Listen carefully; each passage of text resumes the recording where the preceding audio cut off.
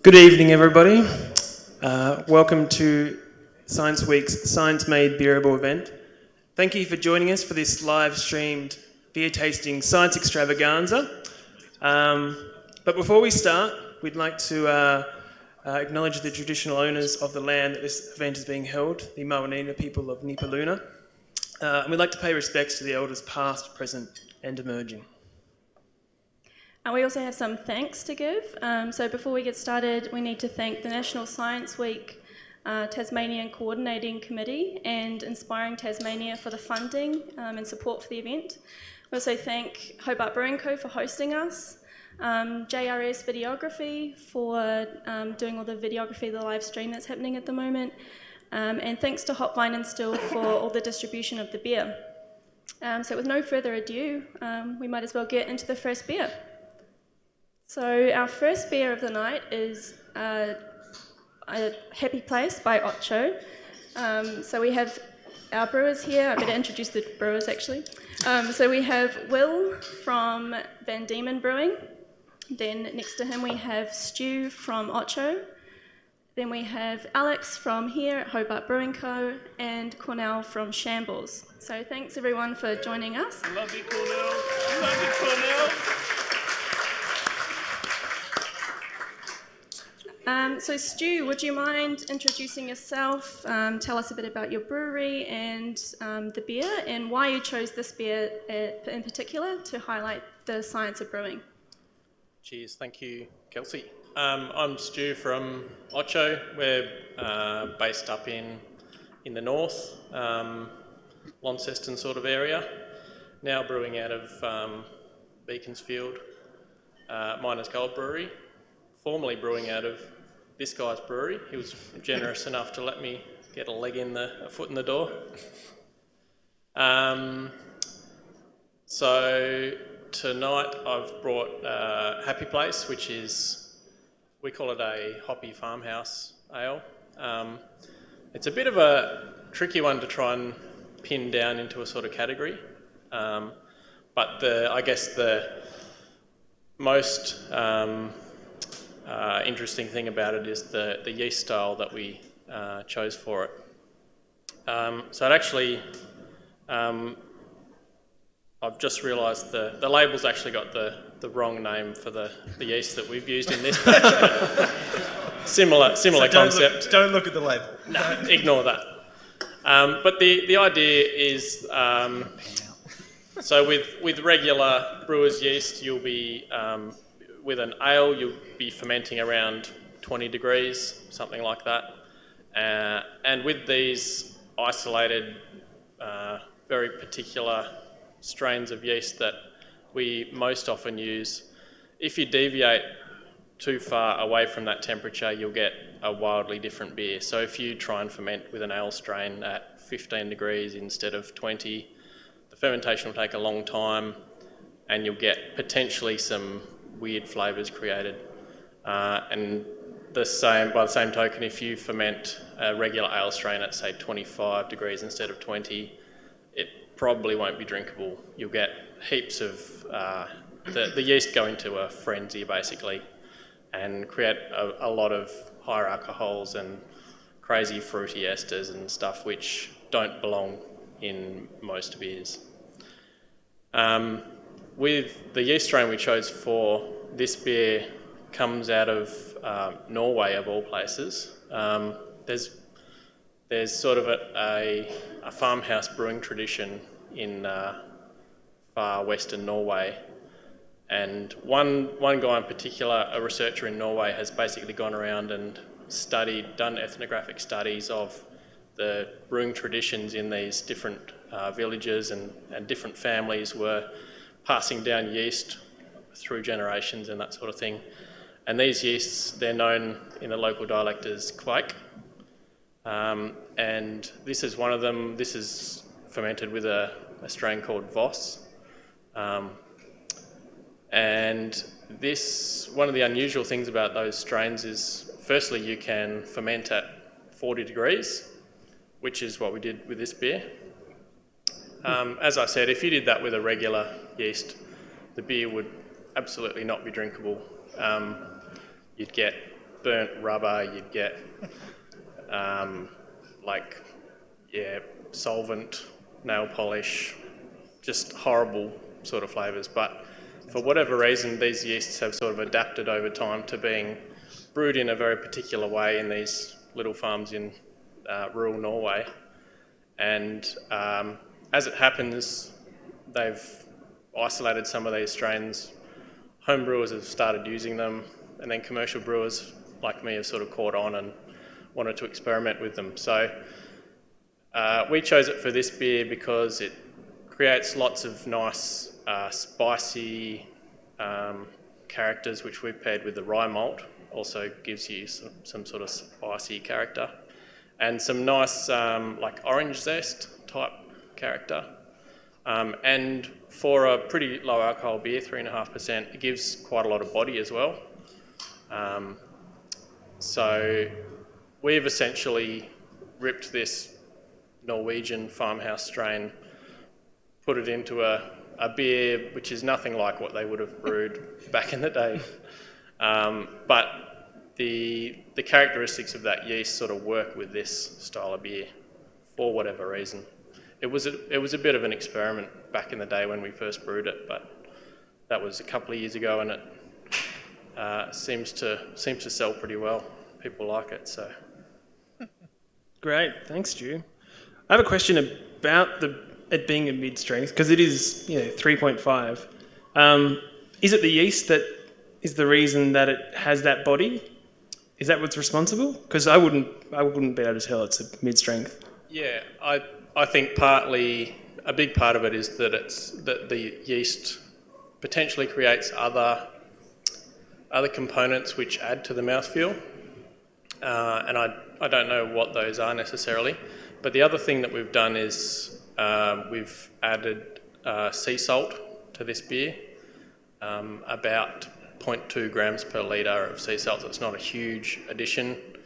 That's something that we pulled from other beer styles, such as there's a German sour beer style called Gose, which traditionally has an addition of sea salt. Actually, it was traditionally brewed with naturally salty water, naturally saline water. And I've found through experimentation that adding sea salt, there's something about the chloride in particular that adds to mouthfeel. Emphasising that chloride in the brewing water is something that is used in particularly brewing hazy IPAs, where you're after that full, quite soft mouthfeel. Yeah, that's actually, we had a question through the week from Ben Dagg, which was asking about the water chemistry of hazy IPAs, because this beer is obviously quite hazy. Yep. So can you tell us more about the water chemistry and how that works? Yeah.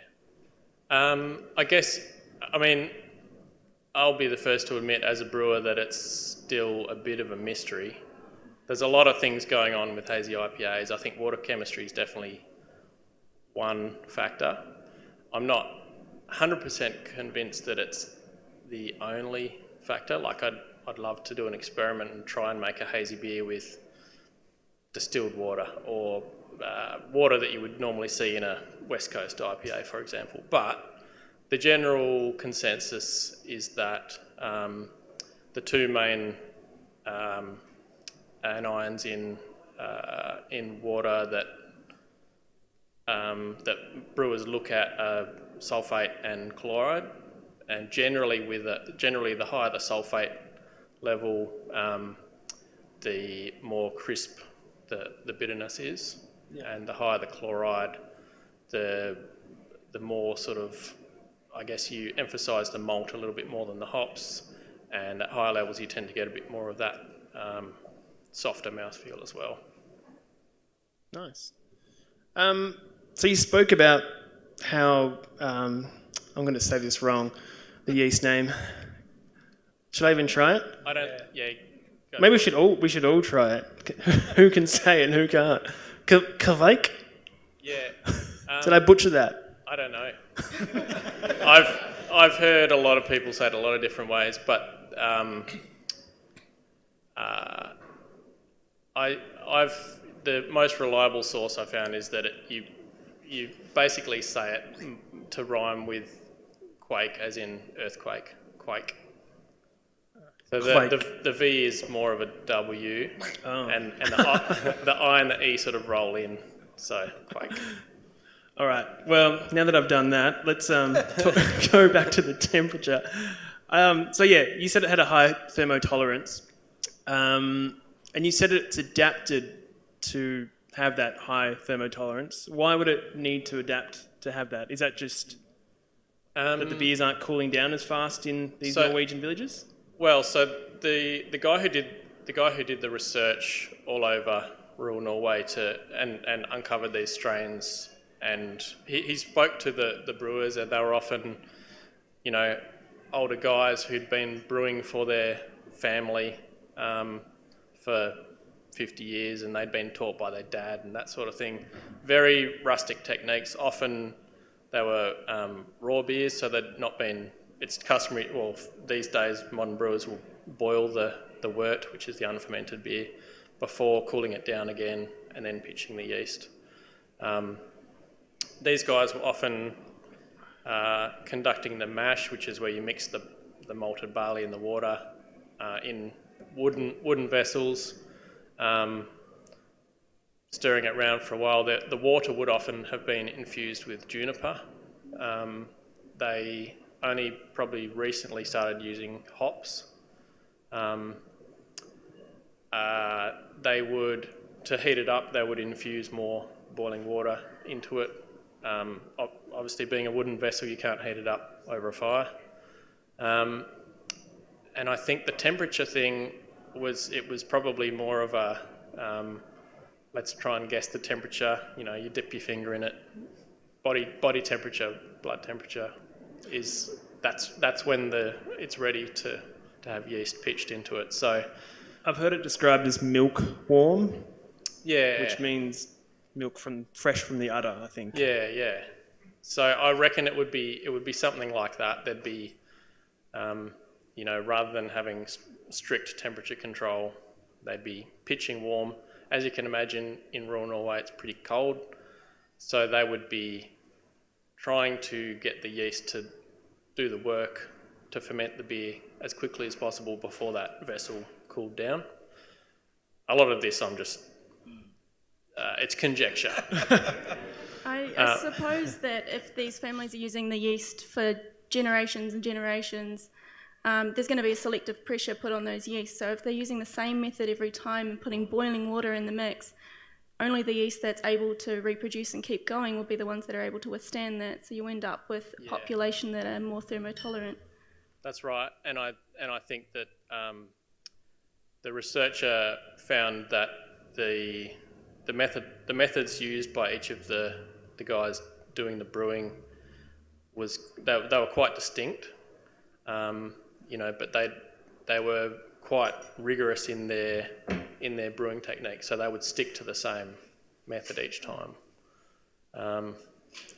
That's another unique thing about these yeasts is that and this is probably partly because of the temperature, they work faster at high temperatures, as all yeast do, but the fermentation length, rather than these days, for us being 4 to 7 days, say, these would be done in 24 to 72 hours. And this beer was 2.5 days in the fermenter before it was done. Wow. Just for those who don't know, how long does it normally take? Anywhere up to 10 days, I guess. So much, much faster. Yep. We had a question from Sam Easto. I think he's in the audience, so I'm sorry if I said your name wrong. So he asked, I've heard that each batch of Happy Place uses a different generation of Kvik yeast. Maybe I should just not try and say it. From the previous batch of beer. So have you seen any changes in the newer version compared to the older versions? We've used, I'm pretty sure this is batch number 8 that we've done of this beer. We've used 3 different strains. This is using Voss, which is the one that we've used most most often. I think batch 2 used one called Hornindal, and we've also used, the one that's listed on the label is Simonaitis, which is actually from Lithuania, not Norway, and it's slightly different, but it achieves the same sort of effect. I think, yeah, there's definitely differences between the strains, but I guess I've selected those based on others' experiences and descriptions of their experiences. Essentially targeting tropical fruit character coming from the yeast. So that's sort of what I'm looking for. Yeah, okay. By the way, we should say that if anyone has any questions throughout the night, send them through on Facebook if you're watching live, or if you're here with us in the audience, just raise your hand and we can toward them to the brewers. Right. Well, so you were talking about the methods that the Norwegian families use, and I think Matt had a question for you about your method, whether you stick to the tradition. Yeah, I didn't ask this one, probably on purpose. So I've heard that some Norwegian families scream into the fermenter when they're pitching it. Yeah. So you obviously do this with Happy Place, I'm guessing? I don't, but maybe now I regret that I've never done that. It has a name, I forget what it is now, but it's a particular, it was a traditional, it was a sort of a custom, and it was, I think, to scare away the bad yeast. Yeah, but there's videos online of people doing it, and it's pretty cool. Probably pitching their own saliva. Yeah, so we have a question up the front. So I'll just repeat your question when you, so was...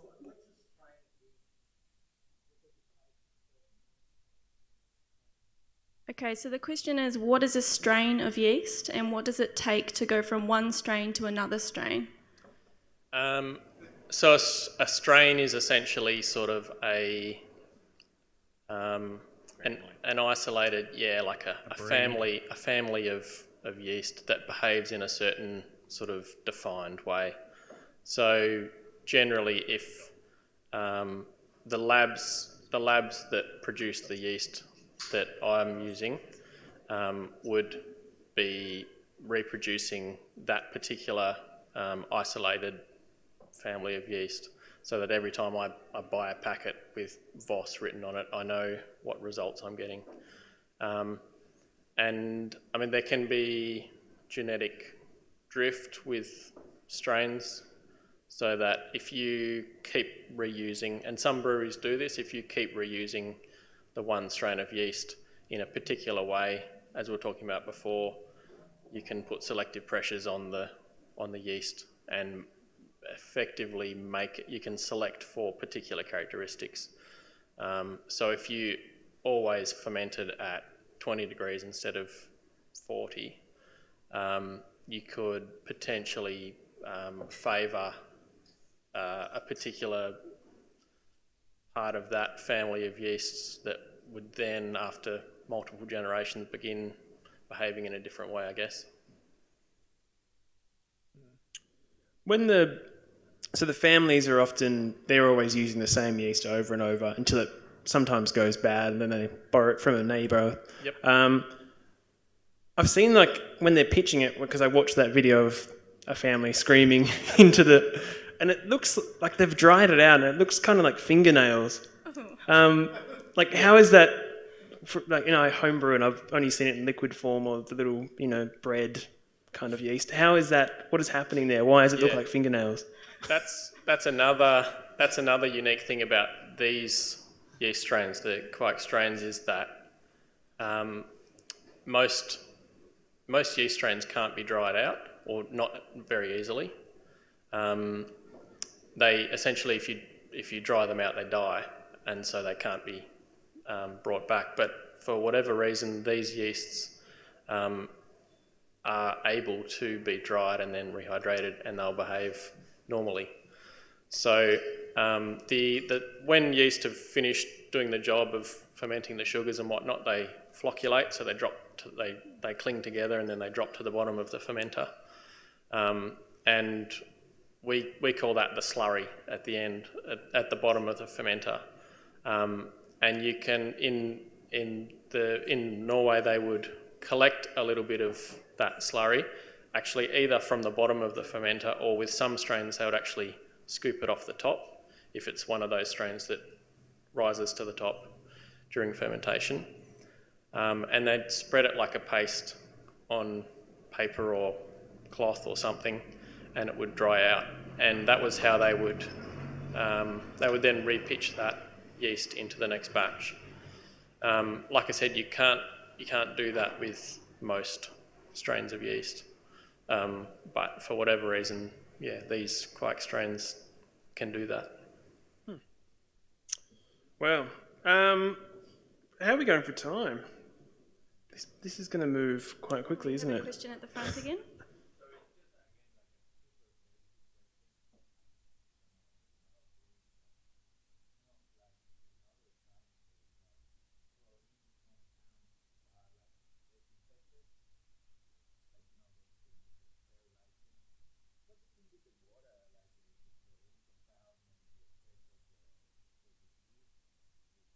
Yep. So the question is, how does chlorine affect the brewing process? Chlorine is a disinfectant in water to get rid of microbes. So is that a problem in the brewing process? It can be. So we all filter our water. Just through a simple carbon filter, we'll take out all the chlorine. And also, the first thing we do at the beginning of a brew day is actually heat up the water, and that's going to get rid of most of the chlorine that's in there anyway.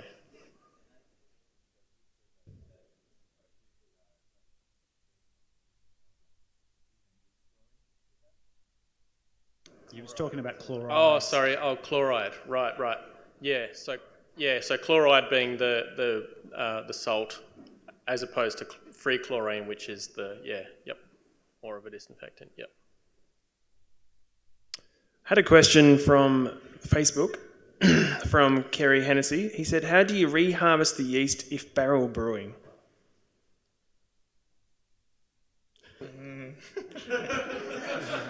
It's open to anyone. Will, you do barrels? You love barrels. We probably...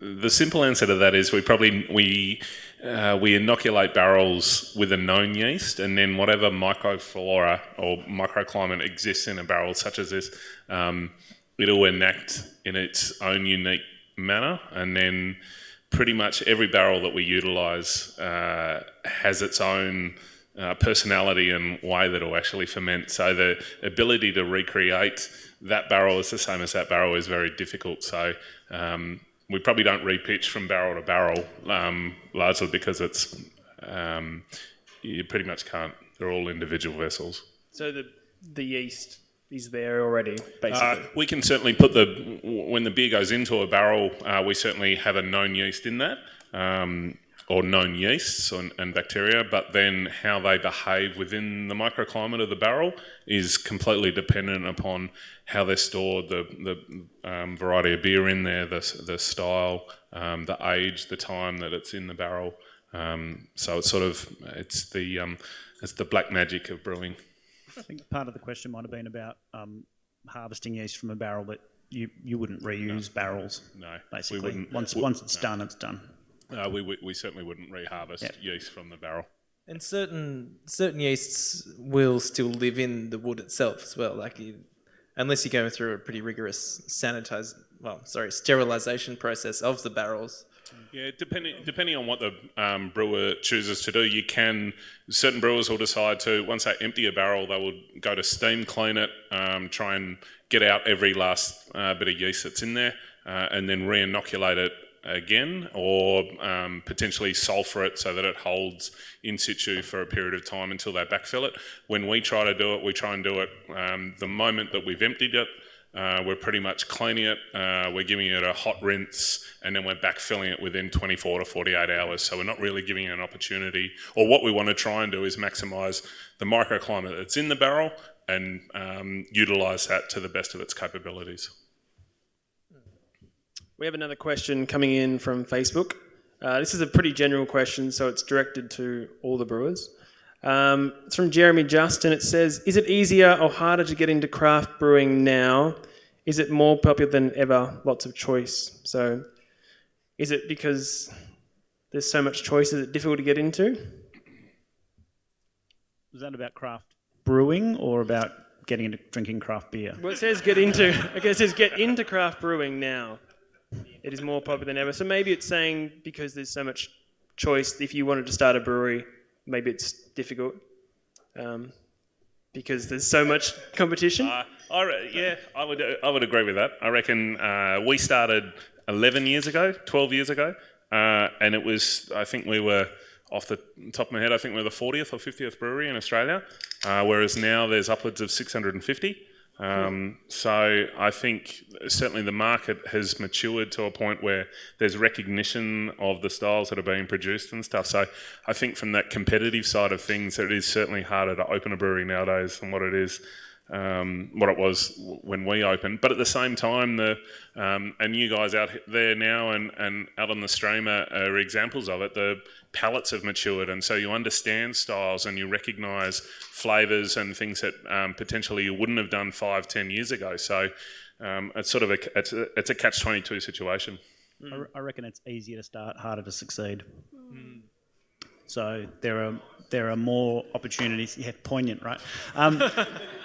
There are more opportunities, like Will was saying, there are more breweries around, which also means there are a lot of breweries with spare capacity. So there are a lot of breweries happily giving up tanks to, contract or gypsy brewers to try out, bringing their beer to market.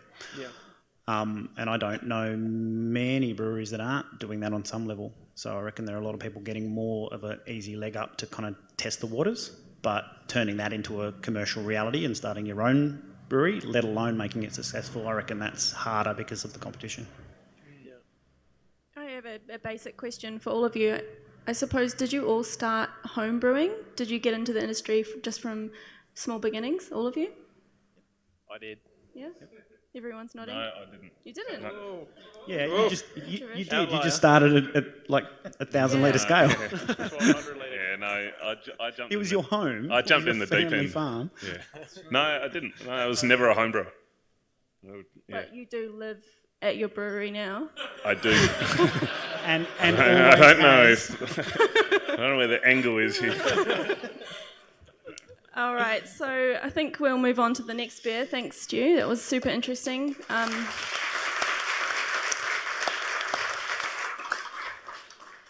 Nice to highlight the science of yeasts, which are obviously extremely important in beer.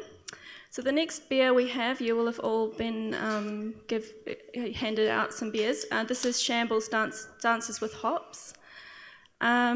So you also notice you've got some glasses in front of you. You should have one glass per beer, so you can have a fresh glass with each beer. We'll have an intermission after this one, and then you'll get fresh glasses, so you shouldn't have to rinse them out or anything. So Cornell, if you can introduce yourself, Shambles as a brewery, and why you chose Dances with Hops for tonight. Hi, I'm Cornell, and I'm an alcoholic. So easy joke, had to lead with it. Wrong meeting. I'm from Shambles. We have a brewery just up the road on Elizabeth Street. Like everyone here except Will, who won't admit it, I was sort of home brewer to turned pro kind of thing. I do have a science background, so the science of beer always really interested me. It was sort of the thing that I guess turned it into a passion rather than just a hobby. I picked this beer because we were sort of asked to sort of pick a topic around the science of beer that was either close to our heart or kind of fit in with the panel. And Stu's talking about yeast. I'll talk a little bit about hops. Alex will talk about malt, and I guess that leaves water for you, Will. Get your water chemistry notes. I think you're going to talk about farmhouse styles and the whole kind of agricultural side of what brings these amazing ingredients to us to use.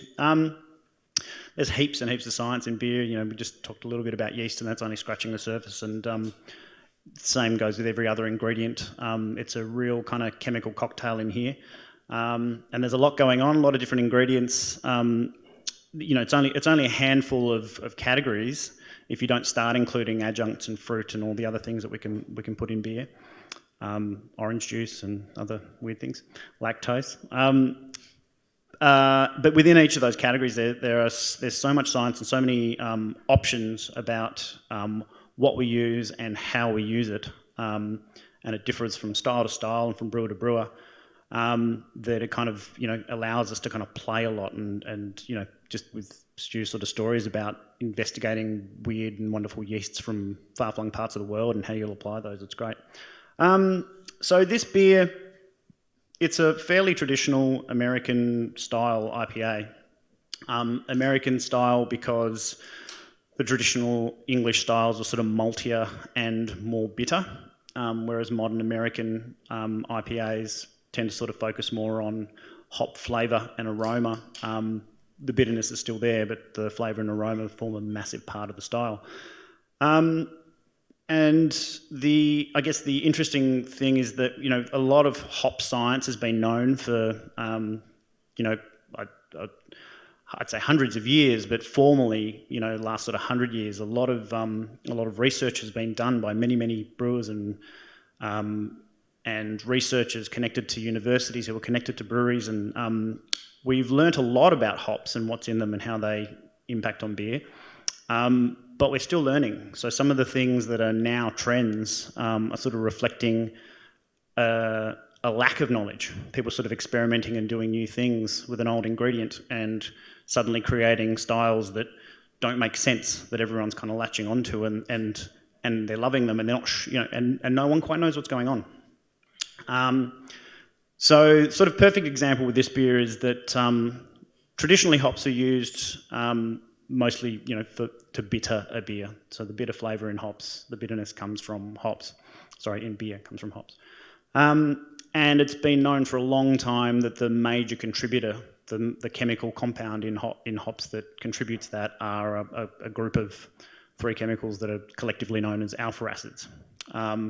Something that exists naturally in hop flowers, and when boiled, those alpha acids isomerise. That means the chemical changes shape, and they go magically from being insoluble.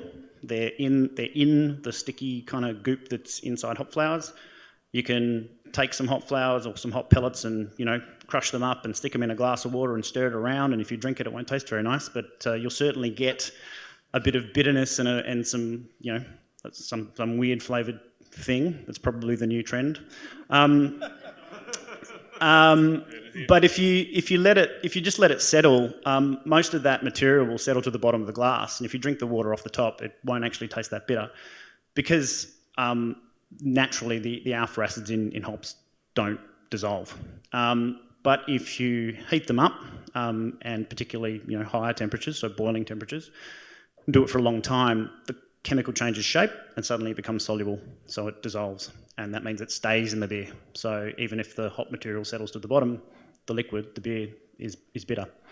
And that was sort of the primary function of hops for a very, very long time. It was known that they also contributed flavours and aroma, but because they were being added earlier on in the boil, most of those chemical compounds that contribute flavour and aroma were tending to be boiled off. So they were being added, you know, the longer you boil them, the more bitterness you kind of impart to the beer. But obviously the longer you boil, the more those easily driven off aromatic sort of chemicals that give you flavours and aromas, they get driven off, so they don't stay in the beer. So it became a trend in brewers to try and do both of those things. You'd add some hops at the start, boil them for a long time for bitterness. You'd add some right at the end, when they're, you know, not boil them for very long, or even after you'd turn the kettle off and it was just sort of steeping hot, you'd put hops in to hopefully dissolve some of those flavours and aromas and leave them hanging around the beer. And traditionally it was thought that that unless your beer was boiling, you got no isomerization, so the chemical didn't change and you didn't get any lasting kind of bitterness. So any hops you add at the end are just for aroma. they're not going to make your beer any more bitter. You have to boil them to make that happen. And it kind of became accepted wisdom, I think, for a long time, that that's kind of how people brewed beers. You add the right amount of a particular hop to get a certain kind of bitterness, and then towards the end you would pick and choose your aroma hops based on, you know, their characteristics of floral or fruity or whatever, and add those towards the end. But American brewers, American hop growers, for a start, their climate lent itself to completely different breeds of hops emerging, and the American style hops tended to have very high levels of alpha acids, so quite bitter, you know, twice as much of this chemical in them as what traditional European hops had. And most people were sort of focused on that. They're more bitter. But what tended to go along with that was also that they had more of these aromatic oils, so more flavour, more aroma. And American brewers started to sort of embrace that, and, you know, to the horror of some traditional European brewers, were adding stupid amounts of hops to their beers. And when they started to recreate more traditional English styles like the English IPA, which is a highly hopped beer, tended to be more focused on the bittering and, you know, malty and bitter. They were creating sort of lighter pale ales and just whacking heaps of hops in them, and sort of focusing on this flavour and aroma part of the hop flower. Therefore, putting more in later and less in earlier, or sometimes both. And a technique that was sort of called whirlpool hopping or hop steeping became more and more common. So brewers that basically were adding lots of hops after the kettle was turned off without the beer boiling.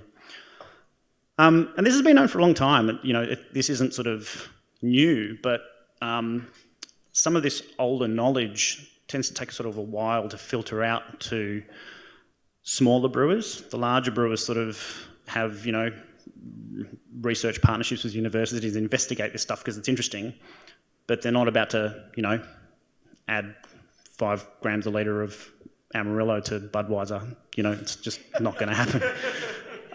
Just because they've discovered something interesting about hop chemistry. But this stuff sort of tends to filter out to the smaller brewers and to home brewers, and so home brewers have gotten more skilled, more knowledge. There's more information available. And when I was homebrewing, IPAs were sort of becoming, you know, they were already a massive style in the US amongst the emerging craft brewers, and they were starting to become a thing in Australia, just. And I was sort of fascinated with them. And, you know, for most people, to begin with, they were too bitter. It's just not standard beer. You can't drink this after having a, you know, a sort of standard off-the-shelf, mainstream, mass-produced beer. And, you know, it's not... My dad would hate this. He does. You know, like, this is... You know, what is this stuff? 'Cause it's not beer, you know? 'Cause it's a completely different beast. So with this one, this is sort of an experiment in home brewing originally, this recipe. This was sort of like, what happens if I add no bittering hops at all? So just nothing in the boil. So do the whole boil with nothing at the start, nothing in the middle, nothing at the end, and just add all my hops in the whirlpool. So no boiling, it's just hot, and not even hot for that long. You know, keep it hot and, you know, swirling for sort of 20 minutes. Possibly even add a bit of cold water to knock down the temperature on purpose, bring it from, you know, boiling down to sort of 90 degrees. Then steep the hops. And that gives you the opportunity to add like 5 times as much as you normally would and not have a beer that's overly bitter, right? So instead of, you know, you might, on a sort of homebrew scale, be able to add like a whole kilo instead of, you know, a few hundred grams, and not have a beer that's so bitter you can't drink it.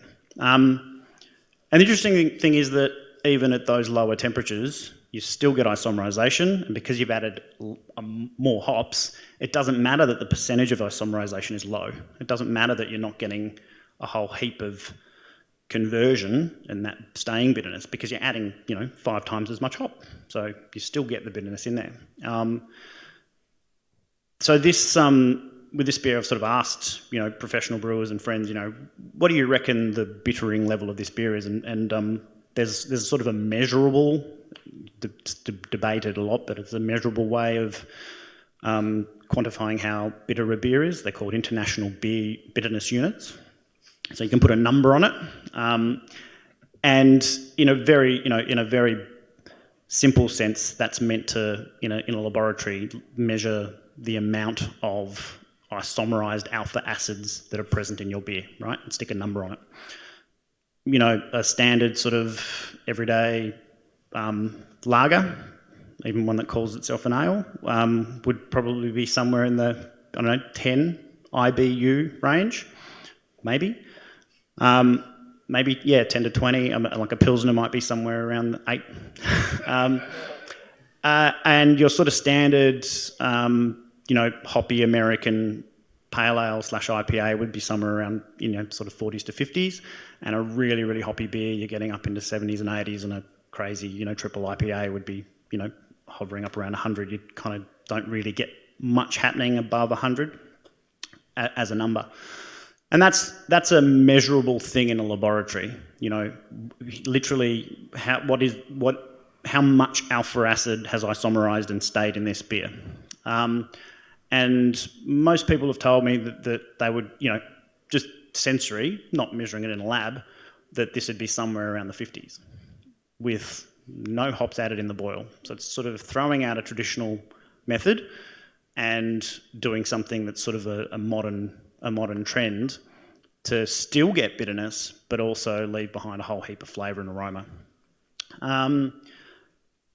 So the other thing brewers do to get more flavour and aroma in their beer from their hops is to not do it when it's hot at all. So wait for the beer to start fermenting or finish fermenting, and then add hops into the fermenter when the beer's cold. That's called dry hopping. I don't know why, because beer's still wet. But basically adding hops to the fermenter afterwards, and so those essential oils, which are really volatile, they boil off easily. You're adding it cold, and so that's sort of seeping out into the beer, and you're retaining some of those aromas and flavours, and you get completely different things out of your dry hops, even by using the same variety, putting it in the finished beer cold, that you do putting it in the hot beer when it's either still boiling or finished boiling. Then there's the whole interplay between hops and yeast. So a whole heap happens if you allow yeast to interact with and metabolise the things that your hops are putting into your beer. It's called biotransformation. And there's a whole heap of research being done in all these areas, and there's conjecture at the moment because no one really understands it all. And we're getting a better understanding of it, but there's still a long way to go to sort of have a complete picture of it all. So that's sort of just scratching the surface of what we know and where we're sort of heading. What? It's a deep scratch. No, that's super fascinating. I'm a big fan How of... long does this go for? Do you want to... We've got till midnight, don't we? Yeah. I'm a big fan of hops just from a plant science perspective. So if you didn't know, hops are a flower bud. The female flower bud is used in brewing of a bine, so B-I-N-E. It's kind of like a vine, but it doesn't have tendrils.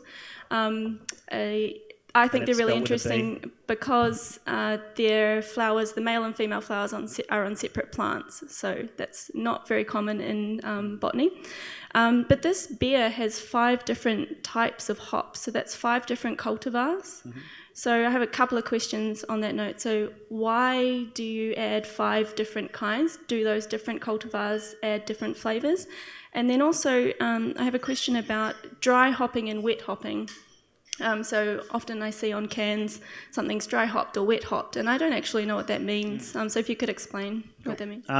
So the 5 different varieties, there are, I don't know what, at least 100, probably 200 different varieties of hops commercially available. Maybe not quite 200 yet, but maybe if you go around the globe to all the different hop farms and some of the lesser known ones that we can't get here, I reckon there'd be 200 commercially grown varieties of hop. And just like the question before about yeast, they're all crosses of different varieties that all are selectively bred for different characteristics. Traditionally, they were mostly being bred for higher alpha acid percentage, because the higher the percentage of those bittering compounds, the less hops a brewer had to buy to put in their beer, and that was something that all the hop growers wanted. So it was a commodity. It was traded as a commodity. And also then selectively bred for resistance to certain pests and diseases. These days, that's completely flipped. So Hop Products Australia out in Bushy Park, they've got an extensive hop breeding program, and they now breed for aroma and a flavour and those essential oils, because that's what people want these days. Craft beer is booming on the back of these beers taste different, they taste good, and you've got nuance and variety. And every different variety of hop has a different makeup in terms of the different chemicals, and there are hundreds, if not thousands, of different chemicals in tiny amounts that some of them that contribute aroma and flavour, and they all work together. And some of them have, if you isolate them, they taste a certain way, but if you combine them in groups of 3 or 4, it tastes completely different again. So it's a really complex chemical kind of cocktail going on. So yeah, picking a hop, you can kind of read the description of what this hop's going to taste like and what it's going to do to your beer. And some of them will do different things depending on where you use them and how, whether you use them in the boil or in the in the whirlpool or in a dry hop. And we like to play, we like to experiment as brewers. So it's when you're home brewing, it's easy, because you make 20 or 25 or 50 litres of something and it tastes like crap, or you can throw it out or usually just drink it yourself. But it's no big deal. Whereas, on a commercial scale, that's a lot of beer to be throwing out. So, so you sort of tend to test things and play with small batches and try different hop combos together until you get something that you really, really like. And this was basically just a bit of I want to brew a beer that's ridiculously hoppy and, very, very American style, traditional. Now it's called West Coast, but we don't put that anywhere on the label because that's kind of a bit meaningless to me. It's an American style IPA, makes sense. West Coast versus East Coast, anyway. So this was sort of like, I want a whole range of flavours. I know which kinds I want. These are some of my favourite hops. I'm going to put them all together in this combination until I get a flavour profile I like. Next question was on wet hop and dry hop. Dry hopping simply refers to adding hops in any form to your fermenter. So that can be hop flowers, or hop pellets, or these days hop extracts. I don't know if that still counts as dry hopping. I think we might as well call it that. But it's adding hops, and they're all processed in some way. So hop flowers, when we buy them, are not just straight off the vine. They are dried. They have been picked and they've been dried. Hop pellets are picked and dried and then crushed and pelletized. And that's because, like any flower, hops don't last very long once they're picked. So we've all sort of had flowers sitting in a vase on your table. They don't go so good after a couple of weeks.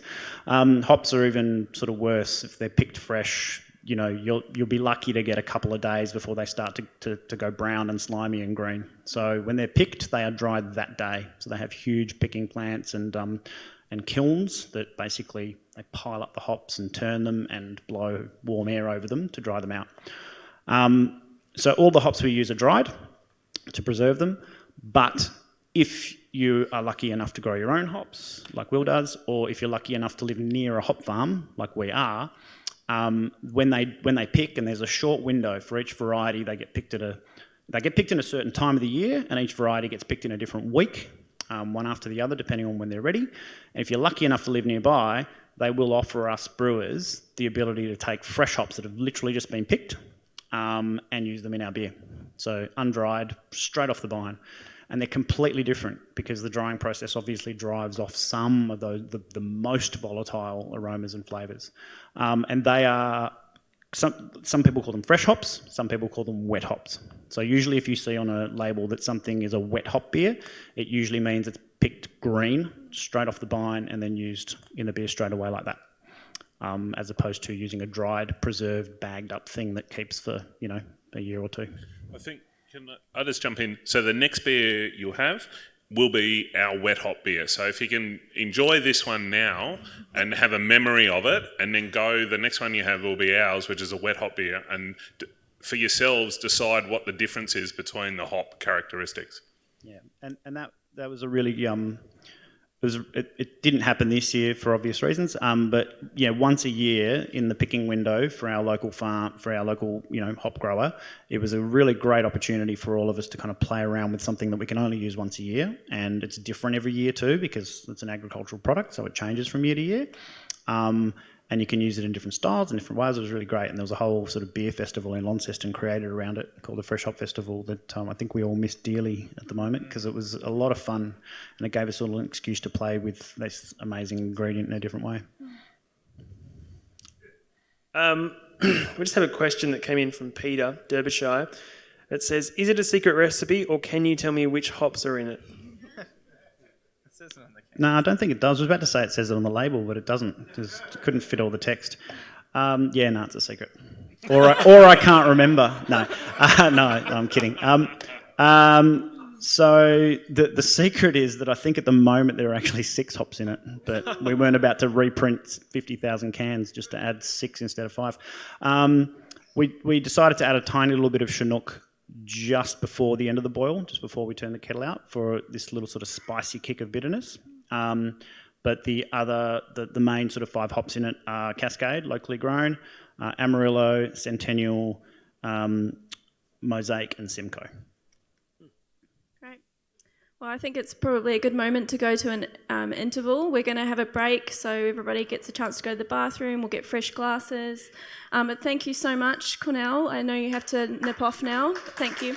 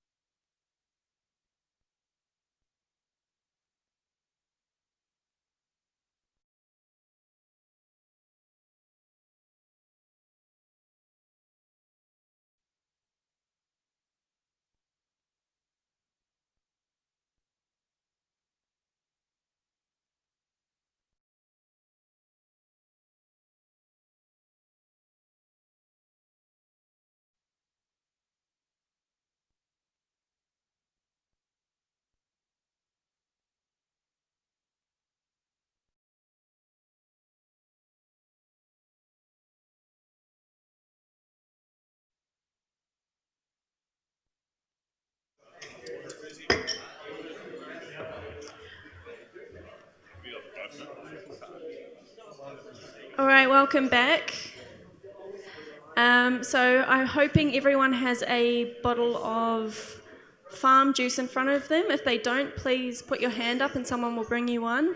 If you need it opened, also put your hand up. We have some bottle openers roaming around, but everyone seems like they're okay. That's great. Just also a reminder, you don't have to drink all of your beer tonight. You don't have to open them. You can take them with you. But we definitely recommend tasting them while we're talking about them. All right, so the next beer that we're going to talk about is Van Diemen's Farm Juice, made by Will. So, Will, if you could introduce yourself, your brewery, and why you chose this beer for tonight. All right then. Welcome everybody. Thank you very much for coming tonight. I'm Will Tatchell, head brewer and founder at Van Diemen Brewing. So we're a farm brewery based out of Evandale in northern Tasmania. As I said earlier, we've been going for around 11 and a half years. My history in brewing is, yes, I was never a home brewer. I jumped straight in the deep end of an ag science degree down here in Hobart, and then went to England and worked in England as a brewer over there. And then came back to Australia and looked at where the market was, and we decided to start up Van Diemen in 2000. Or we put the wheels into motion in 2007, and our first brew went down in 2009, and then subsequently we've transitioned from. At the time, we were producing a broad style of. A broad array of styles of beer, pretty much because the market dictated that. We needed to offer something for everyone. But as you guys as drinkers have matured, and as the market has come to mature itself, we're now able to start to nail down what it is we actually want. So being based on a farm, we're able to grow the ingredients that are produced in beer. We utilise for the production of beer, and we're then subsequently able to brew with them. So we're in a that process probably started about 4 or 5 years ago, and we're now in the midst of that transition, going all the way through from where we started, and then hopefully in 4 or 5 years' time, just about every beer that is produced within the brewery is produced from ingredients on the farm. So it's relatively unique in the brewing side of things. So we have fantastic access to ingredients from suppliers within the brewing industry, whether it be yeast, hops, malt, the water that we have here in Tassie. I think all the brewers in Tassie will agree that we're in God's country with regards to brewing with that. So with regards to that, we're able to produce styles of beer that are a terrific quality and quantity, and hold up on the world stage. For us, we took it a little bit further. So being on land and being of an agricultural background, I'd always grown up on farms, and I'd always seen beer as an agricultural product. So as much as Cornell, who's now left, sort of speaks about the scientific side of things, and yes, we are in the midst of Science Week, but beer in an essence is essentially an agricultural product. It's made of 4 key ingredients: water, hops, grains, or malted grains, and yeast. So from a simplistic point of view, it's relatively easy to produce a beer. Now the difference is, when you go to a commercial side of things, is producing a beer that people want to buy, part with their money, and then subsequently recreate. So for us to be able to do that from a farm side of things, and from my agricultural side of things, it was always a case of, well, we can grow some. We've grown grain for a period of years. Why are we growing that grain as a commodity, and why are we shipping it off farm or sending it off farm, selling it to someone else to value add to it, and then we buy it back off them to then brew the beer? Where's the catch? Like, surely we should be closing the gap and sort of working out what we can do in between. And from the grain point of view, that's a malting side of things, which is where we essentially trick the grain into growing. We change the internal structure of the barley or the wheat or whichever cereal we're utilising at the time, to a point where the sugars are then accessible for us as brewers to utilise and turn into alcohol during the brewing stage. The hops, for hands up if you've seen a hop plant growing in commercial fields. Yeah, a large majority. They're an incredibly romantic, well, for me as a brewer, they're an incredibly romantic thing to see, particularly between the months of sort of September through to December, where they grow upwards of 10 to 12 inches a day up strings and stuff, and they get to 4, 5, 6 metres in height, start to blossom or start to flower and things, and to think that they create arguably what is at the moment the most synonymous ingredient with beer. It's incredibly romantic. So we put hop plants in at the brewery 10 years ago on a corner of the brewery, so that every time we drove past it, particularly during those months of September through to December, January, February, we would drive past it and see it. And that was largely for my benefit. It was never driven for the commercial side of things to actually grow it, to sustain us for any period of time, but it's subsequently built on that, and that's where we are.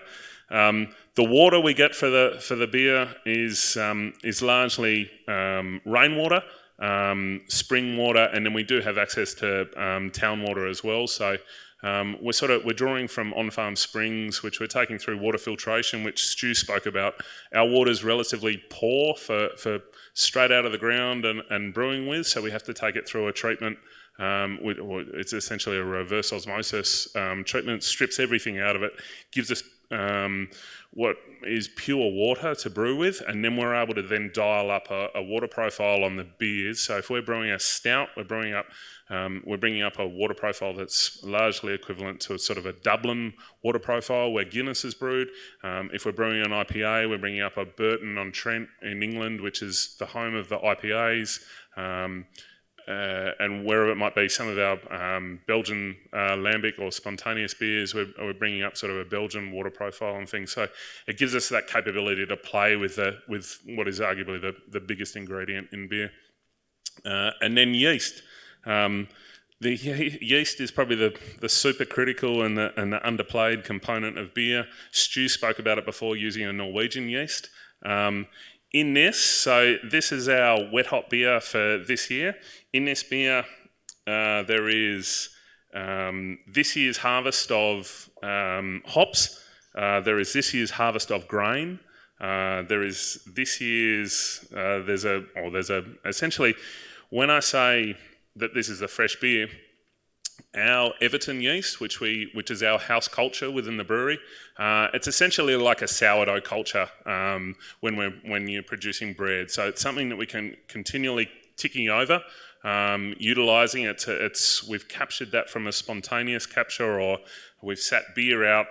Everything around us at the moment, there are yeasts and bacteria floating around us all the way at the moment, especially in a brewery, and especially around Jimmy's beard. That are able to then subsequently brew things, and we've taken an isolation out of that spontaneous to isolate 2 Saccharomyces strains of yeast, which then turn into our Everton strain. And so the beer that you've got in front of you is our farm juice. It's a wet hop beer. So what are some of the... I'm going to ask a question to the crowd that's here. What are some of the flavours that you're getting from this compared to Cornell's Dances with Hops? Sorry? Very strong. In what characteristic? The alcohol taste, yeah. Anyone else? Peat, yeah. So an organic, sort of earthy sort of character, yeah. Eucalyptus, yeah. So like a leafy sort of character. I know for me, I certainly get a green sort of a green character out of this, and that's largely driven from when we harvest the hops. So we pick the hops once a year. It gives us an opportunity. Cornell was saying about the difference between dry hops and wet hops. We get one opportunity a year to utilise these wet hops. We're probably not the greatest employers for our hops, because the day after we pick them, we attack them with a whippersnapper and completely destroy them. And that's when we add them into this beer. And we've subsequently learnt off this beer that we probably attacked them a little too hard. And so what you're actually tasting in this beer is the green component of the hops, or the green component of the leaves, which is chlorophyll. And it gives you this green tannic, earthy sort of character, which is actually for us, it's degraded the character of the hops. And it's something that we've actually learnt from. So we've done this the previous 2 years for harvest beers. We've attacked it with a whippersnapper, and the reason we do that is to basically destroy the hop flowers so that we expose the insides of the hop cone, so that we get more access to the yellow lupulin glands, so that we're trying to extract, we're trying to ascertain or trying to garner more of an extraction from the hop plants. This year we probably took it a bit too far. I don't know whether I had a couple of beers too many while we were brewing, or there's a couple of videos floating around online of me getting a little bit excited with the whippersnapper. As I said, it's a once a year opportunity for us to do, and we probably took it too far. And so this time in March next year when we go to brew this, we'll probably pull back on the whippersnapper to the point where we may even go a 50-50 split, so that we're not trying to get that green character out of the beer. As well as in the beer, this has got malt. So we have a sort of a prototype maltings plant at the brewery where we're growing malt growing barley and wheat on the farm, and then we're then brewing with it. But the missing link in between is the malting stage. So the malting stage is where we harvest the grain.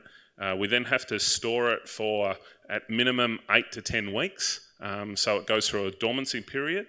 We then pull it out of silo. The malting stage is we soak it in water. The grain swells, thinks that it's in the ground. We put it out on the floor of the brewery, and it essentially starts growing. After about 5 or 6 days, we're again not the greatest employers in the world, and we go and grab that grain, we go and throw it in a hot kiln at about 60 degrees for a period of time. We finally finish it off at about 75, 79 degrees, and that holds. What's essentially happened during that malting phase is we've converted all the proteins and enzymes in the grain into carbohydrates, and those carbohydrates are essentially sugars locked in the grain, which are then available for us as brewers to break down during the brewing stage. So we grew this grain last summer. It was sown May 20th. We harvested it January 4th. It was in silo until March the 4th, so around 8 to 9 weeks. We malted it. It was pulled out of the kiln hot on the morning that we brewed this, so it actually came into the brewery hot. And I haven't heard of another brewery doing that, pulling it out of kiln at the same time. So when we say it's a fresh hop beer, it's actually a fresh beer in the true essence of the word. So hopefully you enjoy it. Yeah, so you're farming and growing everything on the farm. So your barley, your hops, you're growing. You also, once you're making the beer, you're also adding some yeast that you've cultivated from the air in the farm. So it's really a true home strain yeast. The furthest an ingredient travelled for this beer is about 300 metres. Nice. Yeah.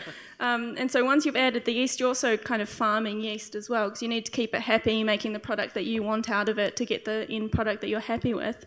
How much of this process feels like a science and how much feels more like art? Because it sort of feels like it combines the two. I'm really conscious of this answer, given that we're in the midst of Science Week. In the grand scheme of things, it's probably I see it very much as a byplay of the two. So there is very much a scientific base to it, and understanding that the moment that we grow barley on the 20th of May, that barley is then destined to be making beer. So the soil bed that we have, the variety of grain that we choose to grow, the climate that it's grown in.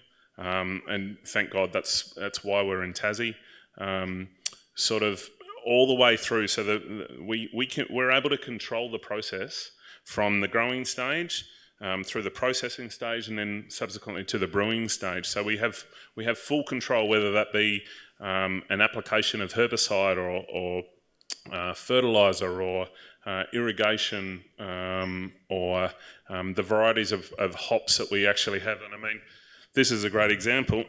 Now, that might look like dog poo to you, but in actual fact, this is I received tonight from someone, goes nameless.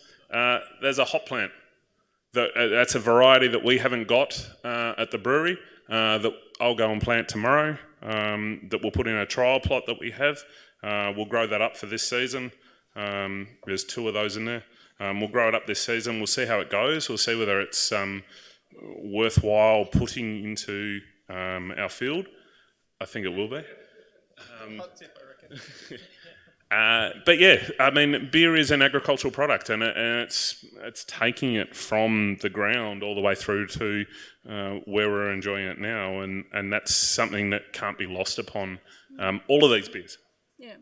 You also seem very willing to experiment as well. You have a lot of spontaneous ferment beers and interesting fruited sours and things. Do you want to comment on how spontaneous fermentation works? Yep. So I touched on it earlier. So around us at the moment, there's a plethora of bacteria or yeasts that are floating around that are some are conducive to brewing with, a majority aren't. Given a look at the room, I'd say majority. Yeah. But so if in any of these tanks over here behind you, pretty much most of the time as brewers we're pitching a known variety of yeast, which is going to give us a known flavour component, aroma component, and arguably the ABV on the beer, which is brilliant. It's one of the best things about the brewing industry that we're able to do this. But at the same time, we're producing some beers that are traditionally brewed in Belgium and France, which are known as Lambic Beers. We don't utilise the term Lambic; they are Lambic-inspired beers for us. But we're obviously not producing them in Belgium or France, so we don't utilise the word Lambic. We're terming them as spontaneous. So by that, we brew a beer pretty much as per normal. But instead of running it straight to a fermenter and pitching a known yeast onto it, whether it be a US, an English, a Norwegian yeast onto it, we're actually putting it into a large shallow vessel, and we're hot, so we're not chilling it, so we're running it straight through the brew system, running into what's known as a cool ship, and we're actually sitting it out overnight. And what occurs is everything that's around us, or for us on the farm, lands on that beer, and then the next morning, the moment that ticks below about 27 degrees, we're then transferring that into some of these oak barrels, and we're leaving it for upwards of 3 years for those yeast bacteria to assert themselves on the beer. And what we find is we get a complexity in the beer and a flavour that is very difficult to achieve from a cultured or a pitchable yeast. So it's you asked the question about science or art. It's very much a labour of love, and I think if you ask brewers what they enjoy about these styles of beers, it's that they entertain a sense of time and place. So we can go and produce a beer tomorrow night at the brewery, and we can go and produce exactly the same beer Friday night, and we leave them for the same amount of time in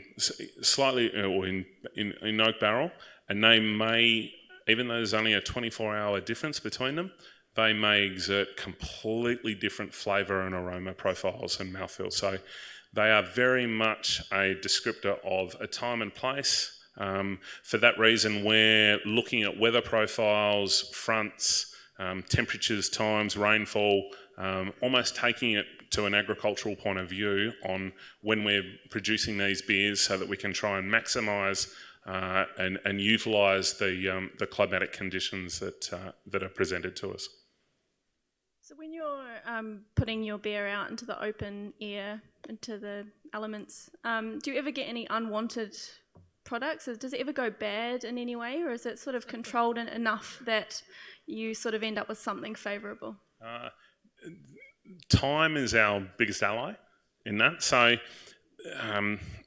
can you correct me here with the time frames?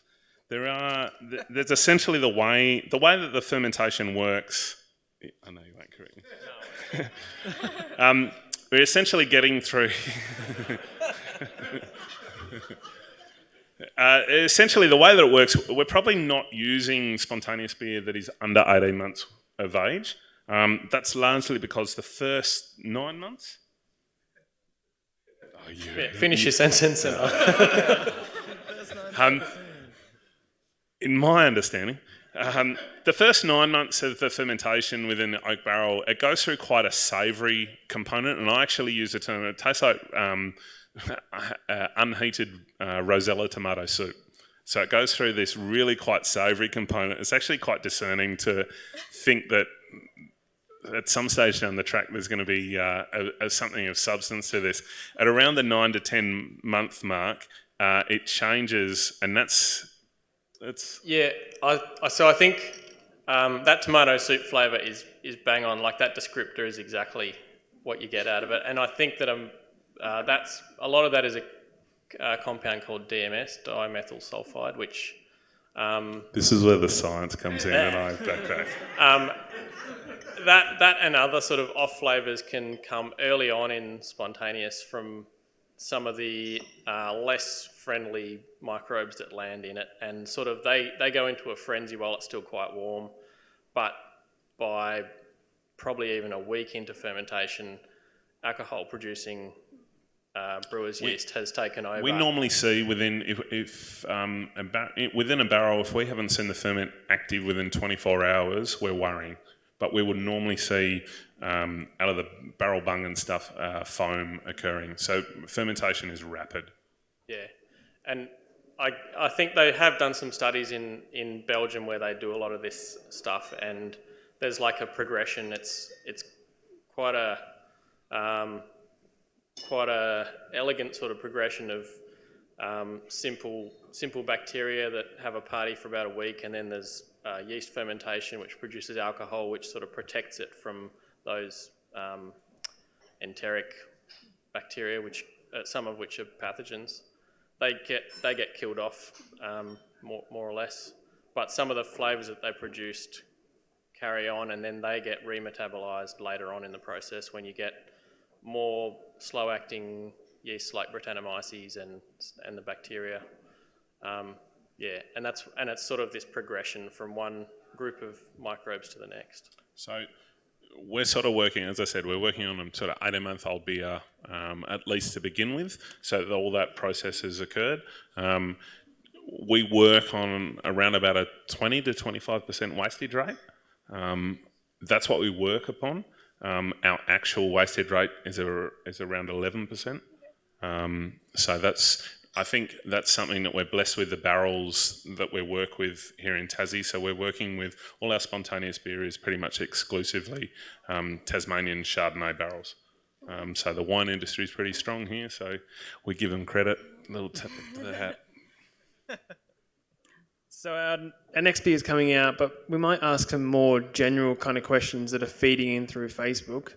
So I've got one question here from Jeff Devine, who I think actually might be in the audience, so he might have snuck it in through Facebook because he didn't want to do it in person. But he said, as a brewer with your own unique spins on making beer, are there such things as taste trends?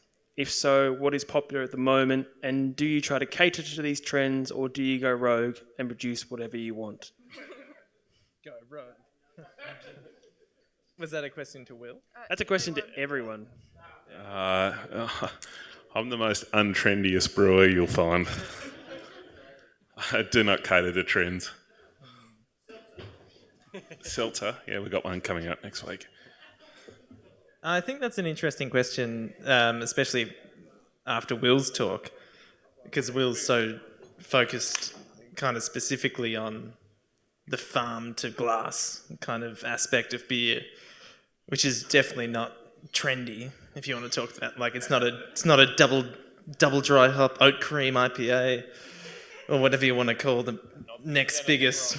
Not that there's anything wrong with that, but whatever the next biggest trend is. But I think, well, the breweries that we're representing at the moment is we've all got very certain kind of ethoses and ways to make beer, and like beers that hopefully when you drink a Van Dieman beer or an OCHO beer or a Hobart Brewing Co. beer, you kind of know that that's their beer and the essence of their beer is there. Like, and I think that's something that's really nice about the Tasmanian brewing scene is that no one's really jumped aboard the hype train, which kind of really good. Yeah, well, excluding a few, but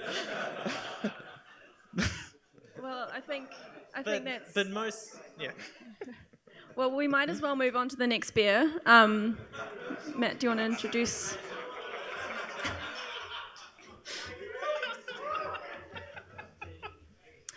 So our next beer is the Hobart Brewing Co. Tascadian Dark Ale. So it's the darkest one we're drinking tonight, and the last one, sadly.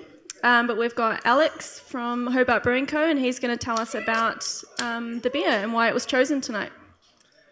Thanks everyone for coming and everyone on the live stream, obviously, after I've just put my foot in it a little bit. But there's a very marked difference, I think, you can see in the glass as opposed to all the other beers that we've drunk tonight. And it's kind of already been touched on ever so slightly, but I'm going to use one of Matt's term, one of our moderators tonight, the oft forgotten backbone of the beer is the grain, or the cereal crop that gives us the sugar for the yeast to ferment, which is one of the biggest differences, I guess, between beer and other fermented beverages like wine and cider. They already have a product that has sugar in it, whereas we're working with a product that is carbohydrate rich, so starch rich. So the big difference is we have to turn a starchy product into sugar. And that's something that no one really thinks about, but if you didn't do that, there wouldn't be any alcohol. And what's really the point of drinking beer? So starches are long chains of single sugars. So the plants, these little grains, have inside of them complex chains of sugars that are all linked together, and they're quite hard to break down, but these plants have mechanisms to break them down from the little embryo inside the seed. When it starts to germinate, it'll produce these enzymes. You want to explain? Yeah, so Kelsey and I were talking about this earlier this afternoon. One of the really magic things about barley, which is probably, correct me if I'm wrong, but I reckon at least 95% of the beer made in the world. 87. Is it actually? Is it actually? Okay, all right. 87% of the world. Take price out of it. Oh, of course. Yeah, sorry. So 87% of the beer made in the world uses malted barley as a base to get the sugar. And the other parts would be rice and maybe sorghum and millet, maybe. Corn. Yeah, and corn, obviously. But that also brings it back to why barley? Why do we use barley? And I was doing a bit of research last night and I was speaking to these guys earlier this evening. And why barley? Barley's a pretty incredible crop. One, it's pretty much a self-contained brewer's dream. So it's got a really high carbohydrate to protein ratio. So that means there's lots of available starches to convert to sugar. It's got its own enzymes to convert those starches into sugar, and it's got a husk around it. So you can separate those sugars from the starch and from the protein and carbohydrate rich material around that. And I didn't really ever think about that, because when you think about corn, rice, wheat, they're all really protein rich, don't have husks. Well, they do kind of, but not utilised well in the brewing system. And that really just kind of spun me out, and I was like, oh, that's pretty sick. Barley's pretty awesome. Anyway, so that leads me into the colour of this beer. And so we're talking about sugars, and we're talking about how we get sugar from barley, and why is this beer black? So there are two different kinds of two different avenues of grain we can talk about. We can talk about base malts, which are the barley that provides predominant source of sugar for a beer. And then we talk about the specialty malts. So the specialty malts will be cooked a little bit more or treated ever so slightly differently to give either colour or flavour to a beer. So with a beer like this, Tascadian, it's 85% brewer's base malt to give the sugar for the alcohol, for the yeast to ferment, and then it's about 15% specialty malts. And so they're a mix of highly kilned malts. So as Will was talking about before, how he kilns his malt in his shed at the farm, which is a great setup, by the way. It's wonderfully rudimentary. Ghetto. Yeah, ghetto maybe. Ghetto. But I don't think you do any specialty malts there, do you? All just base malts. So Will's focused on turning his agricultural barley crop into a source of sugar, essentially. And he might use specialty grains that he gets elsewhere, essentially. Maybe not, definitely not. I mean, all farm to table. Not yet. Where he wouldn't be able to do that to get a beer like this. So we need to... I mean the colour. I mean the colour, not the quality. No.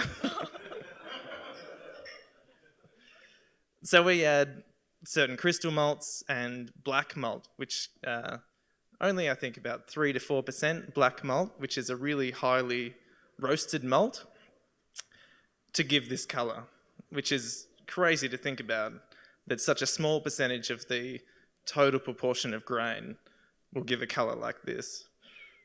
And this is the point where I'm going to throw it out to any question about anything, because we can all talk about science. And I've got a question for you, Alex. Please, Stu. Is this a black IPA? This is something else we were talking about before. And Stu asked, will this trigger you if I call this a black IPA?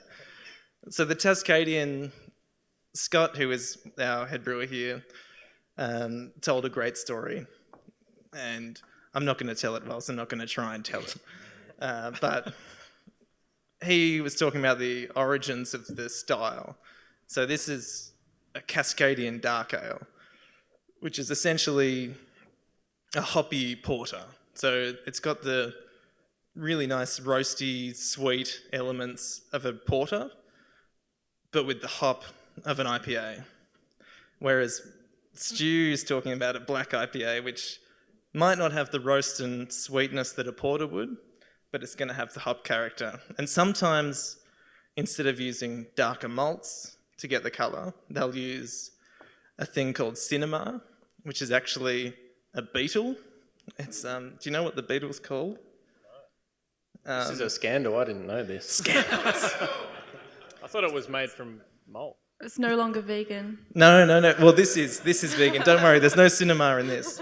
But cinema is I guess it's a colouring agent quite commonly used in food, but it's literally a crushed up beetle, and it gives a really intense black colour.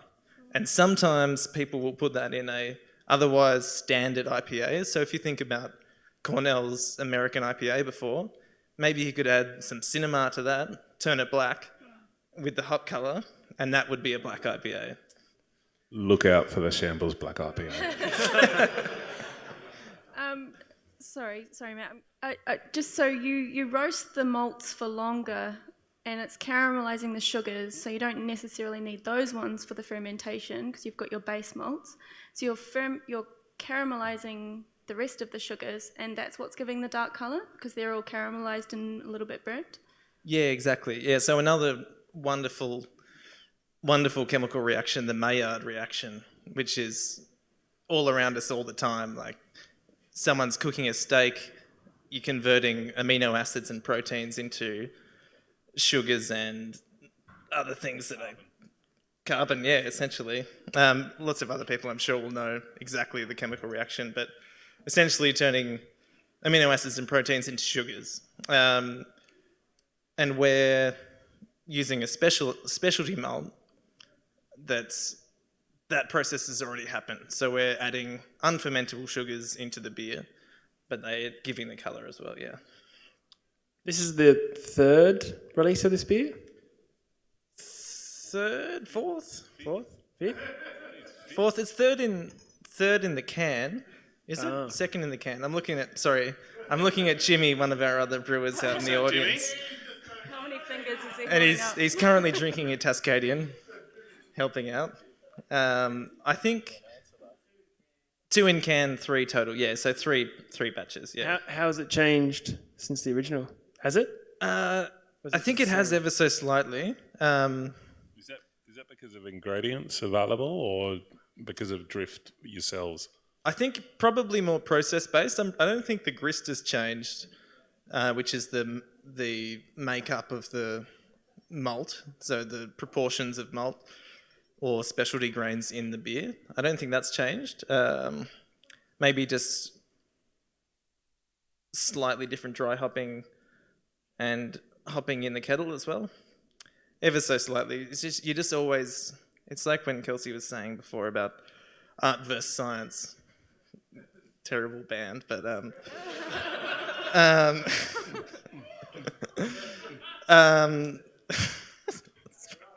think we have a question here. Question?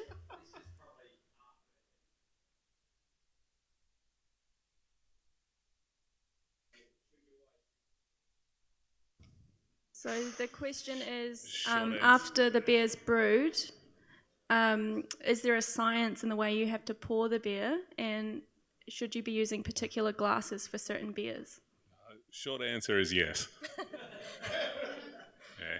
Always pour your beer into a glass. You'll appreciate it and enjoy it more. Why? The question is why? Mate, I'm up here as a brewer and a farmer, not a scientist, Stu. Because you can't see the colour of the beer in a can or a bottle. Yeah, And you won't enjoy the flavour or the aroma as much as if you pour it into a glass. I guess people are inherently visual people as well. Like You drink with your eyes first. absolutely, and it's the whole olfactory sensation through. Like you're opening up. If you're drinking from a tiny opening in a can as opposed to a large opening in the top of a glass, like really opening up that olfactory senses, so smell and the taste at the same time, and looking at it and just thinking, shit, that looks like a shit hot beer. I'm gonna love this. I think no, but seriously, it sounds silly, but if we're all here now, why have we all poured our beer, or majority of us poured our beer into a glass to enjoy rather than enjoying it from the vessel that it was contained within? And especially in the world of cans, where you don't see the colour at all. Like this could be just look like mud. And would that look as appetizing in a glass? Potentially not. Anyway, we So don't you know when to pour it down the sink, is that what you're saying? Yes. We've got a lot of very general questions from Facebook. So I might just ask a few of them. We've got one from Hamish Fletcher, which is, I love craft beer, but is guaranteed to have me worshipping the porcelain god all Sunday. I can drink an equivalent volume of commercial beer and generally be okay. Are there particular chemicals known to contribute to hangovers? If so, can you please remove them?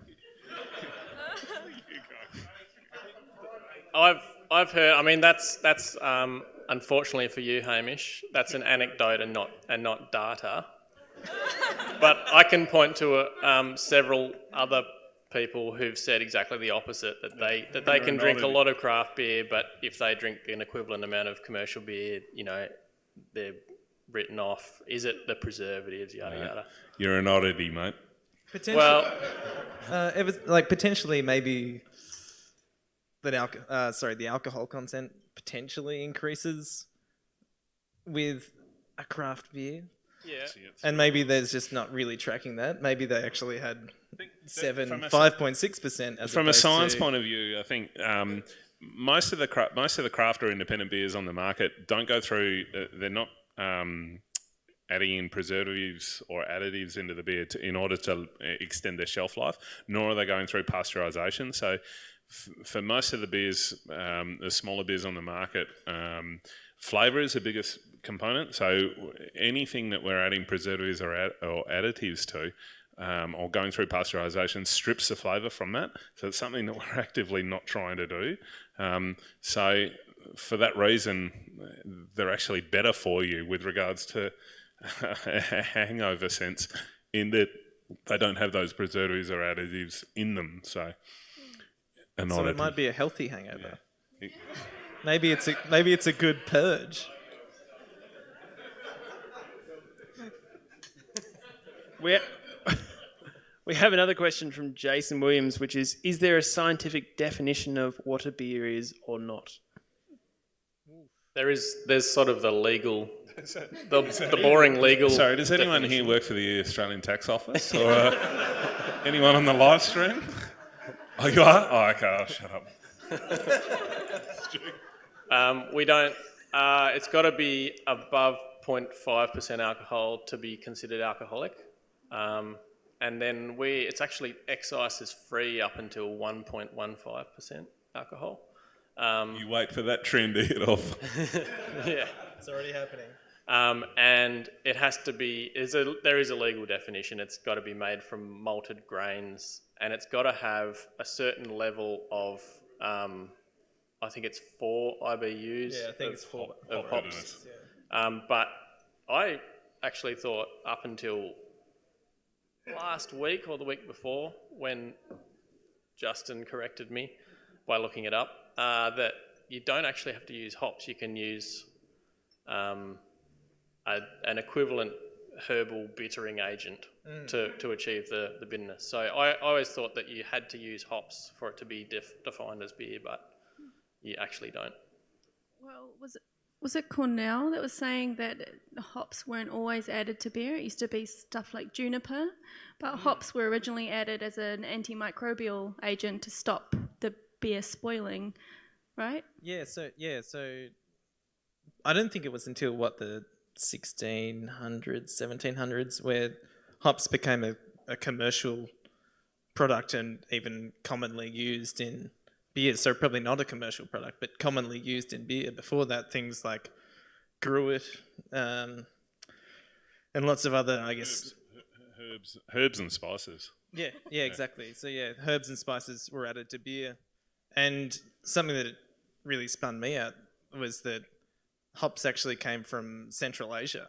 Like, I always thought that hops would have had to come from Europe because they were the first instances of being used in brewing. And so, no, they came from Central Asia and weren't used there, and they travelled across the Silk Road to Europe to be used. And the main reason they were added to beer was to be used as a natural preservative, not for the aromatic or bittering qualities, that they were deemed as a preservative nature or garnering preservative nature into the beers that they were added to. Mark Duffett had a question that's probably more directed at Cornell, who's now left us, but you guys might be able to answer it as well. And it's about why hops are why are hops so abundant that we think nothing of using 5 times as much as traditionally? So have we got better at growing them? As a home brewer, I know that it's often hops are not very available. So. I'll answer that question by, can I get a hands up? Who loves hops in beer? Yeah. I rest my case, Your Honour. Yeah, I think sorry. You go. No, well, as Stu was kind of alluding to when Cornell was talking about hops, how he was saying that he added lots of hops and this is a reason why hops are grown and stuff. And it's a commercial agricultural crop, and it's a super valuable commercial crop. Like, we're sitting 50 kilometres away from one of the most sought after hop farms in the world. Like, we send containers and containers of hops to the States every single harvest, like more than you can imagine, like tons and tons of hops for millions and millions of dollars. And as long as everyone here wants to buy a hoppy beer, like, we're going to be able to grow and buy really expensive hops and use them as much as we want, I guess. One of the biggest things in beer is most people are able to perceive bitterness in beer, and it's arguably one of the things that people say when they don't like beer. It's not that they don't like the beer, it's that they don't like the bitterness level in the beer, and that's obviously contributed to the hops that are added into it. Conversely, the large reason why IPAs, double IPAs, triple IPAs, hazies have come onto the scene in the last 10, 15 years, 20 years in the States, is largely based on the back of hops. Because of that flavour, most people can garner a fresh green, hoppy, tropical, pineapple, citrus, grapefruit, whatever it is, out of hops, and that's what they enjoy. So if you're able to provide that sort of character to a beverage, of course it's going to be popular, and that's where the subsequent flow-on effect of whether it be a variety from whatever farm, from the US, from South Africa, from Australia, whatever it is, variety-wise, that's where it's going to come into from a consumer point of view. So it's largely consumer-driven. Mm-hmm. We've got a question in the audience.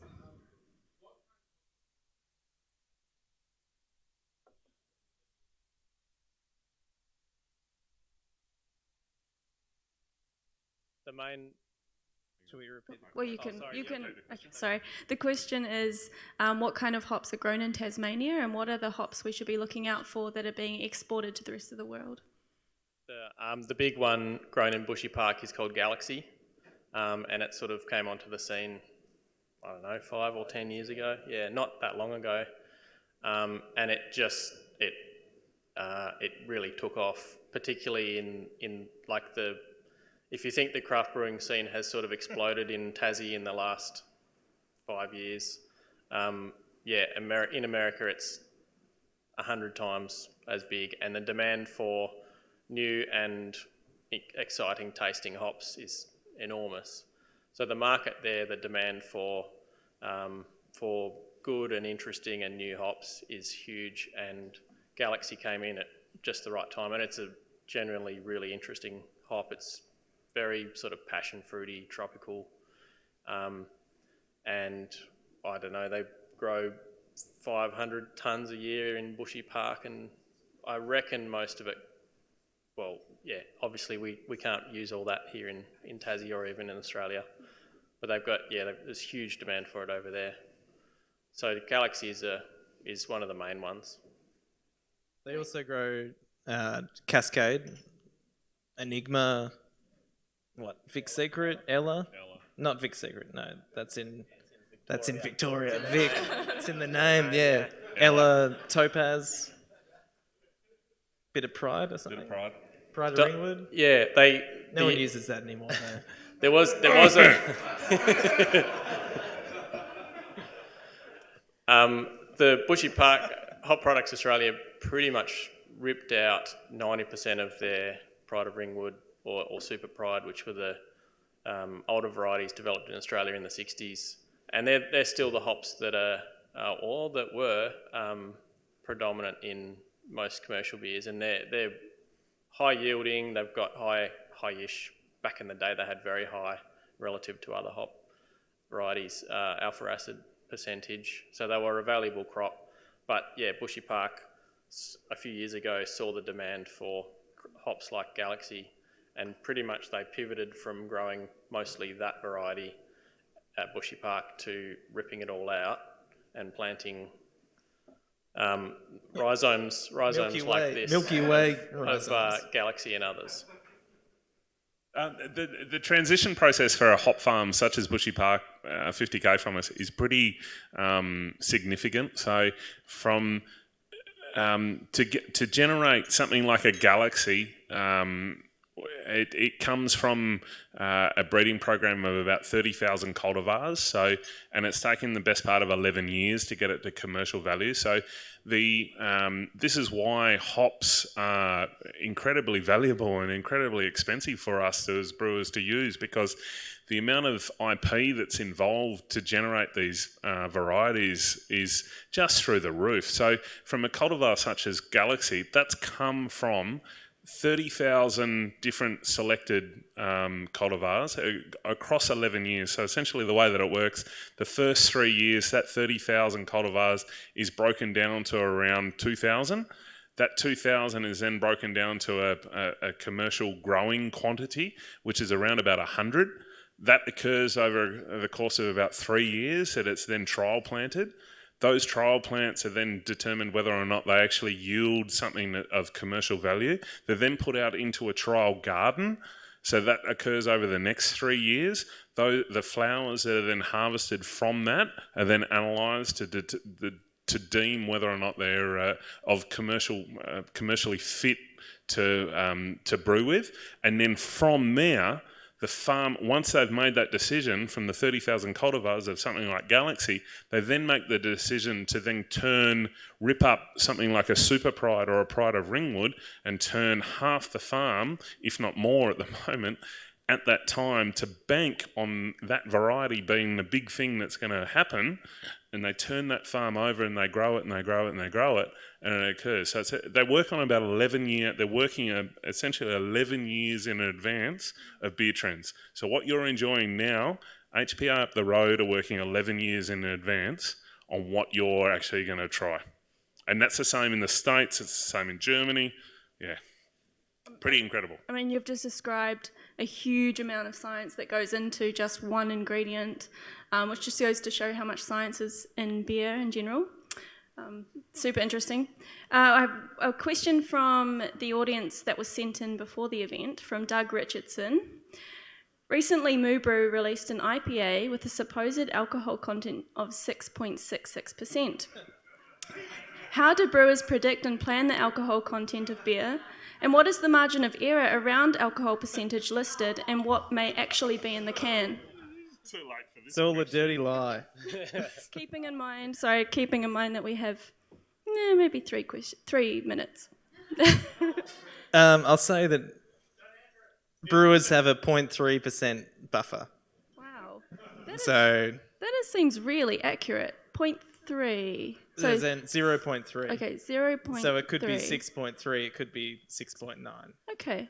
Sorry, 6.36 and 6.96. Which is, Right. And how do but you? it's almost certainly 6.66. So essentially, the alcohol is derived from the amount of grain that we put into it. So you have a known sugar level in the grain, and then what you derived out of that, you get from the brew, the sugar that comes out of that, and then subsequently the yeast is able to consume that sugar to produce the known quantity of alcohol.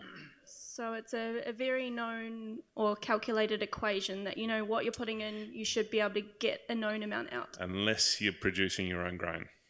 Okay. Malt. And unless you print the labels first.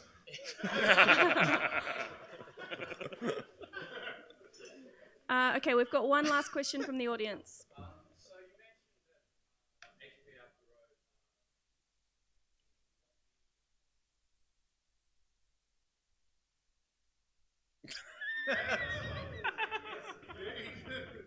Delicious. That's a really good question. I guess they're always analysing they do a lot of sensory analysis of beer and like consumer trends and for the past half a dozen years, the most sought after flavour in beer is always that like citrus, passion fruit, tropical flavour. So for the past couple of years, I reckon most of their R&D is going to be pushing towards like getting hops that taste like orange juice, like taste like passion fruit, like lemon pith, like delicious citrus forward, fruit forward flavours, which is kind of what is getting pushed out at the moment. As Stu alluded to before about Galaxy, that's a really wonderful hop. But if they can make the next Galaxy and have every brewer in the world wanting to buy that as well as Galaxy, that's a pretty good business model. The short answer is no, we don't know. We canvass them, and we have, and all of the brewers in the room, we have really good relationships with the HPA guys and stuff, and it's certainly through no fault of our own in trying to ascertain what's occurring. But yeah, again, largely it's driven by you guys in the room. It's what you guys are going to buy is going to dictate what's going to occur, and hopefully that's Tasmanian beer. We might have to ask the last question, which we're going to take from Facebook, which is from Paul, and it's, how do you get an OCHO t-shirt? Stay tuned. Announcement tomorrow. All right, well, I think that's all the time we have for. So thank you to all the brewers for contributing these amazing beers.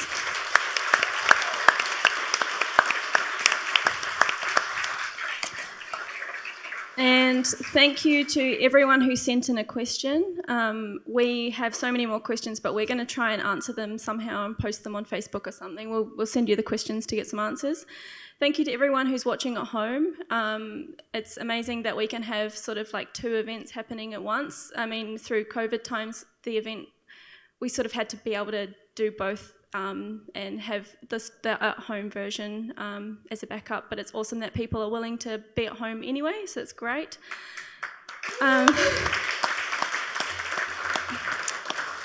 Shout out to people who are watching on the mainland as well, so the spread is even wider than just Tassie, which is so great.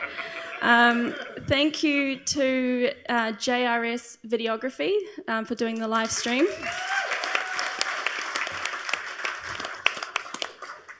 Thanks again to Hopvine and Still for the distribution. That's made our life a lot easier.